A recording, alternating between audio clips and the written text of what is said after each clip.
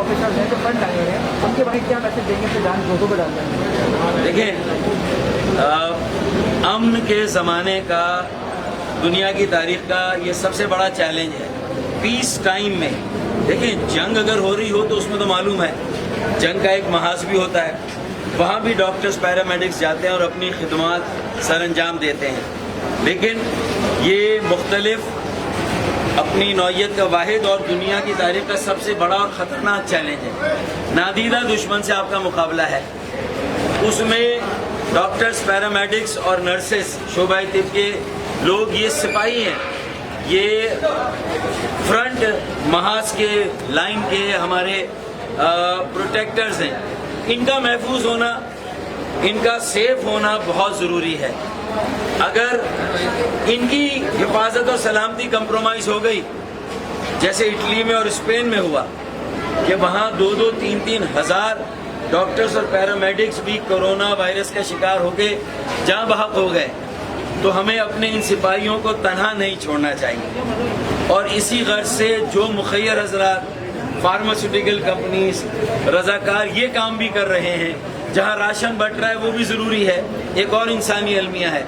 लेकिन अस्पतालों में, करंतना मराकज़ में, जहाँ कोरोना वायरस की अलामत लेकर लोग आ रहे हैं, तो उनसे ये वबा और मर्ज आगे ना बढ़े, ये डॉक्टर्स, नर्सेज और पैरामेडिक्स ही एहतमाम कर सकते हैं। तो उनके लिए प्रोटेक्शन के लिए पर्सनल प्रोटेक्शन इक्विपमेंट और लिबास वो लाजमी है, नंबर 1।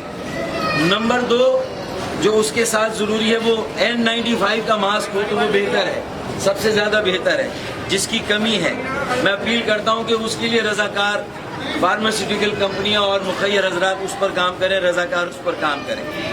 तीसरा, जाहिर है कि उनकी जो जिस माहौल में वो काम कर रहे हैं वो जितना डिसइंफेक्टेड हो, टेस्टिंग किट्स बहुत ज़रूरी है, ताकि डायग्नोसिस जितनी ज़्यादा होगी, तशखीस जितनी ज़्यादा होगी, उतना ज़्यादा आपको मालूम होगा कि कितने लोगों को करंतना में रखना, कितने लोगों का इलाज करना है और कितनी सोशल डिस्टेंसिंग को फिर आपको इख्तियार करना है। तो आज मैं और मेरे ये साथी कमर भाई, साजिद और अरशद भाई, काशिफ भाई, हम सब लोग भी इसीलिए आए कि 1000 पर्सनल प्रोटेक्शन इक्विपमेंट, जो यूनिफॉर्म लिबास है, वो हम लेकर आए।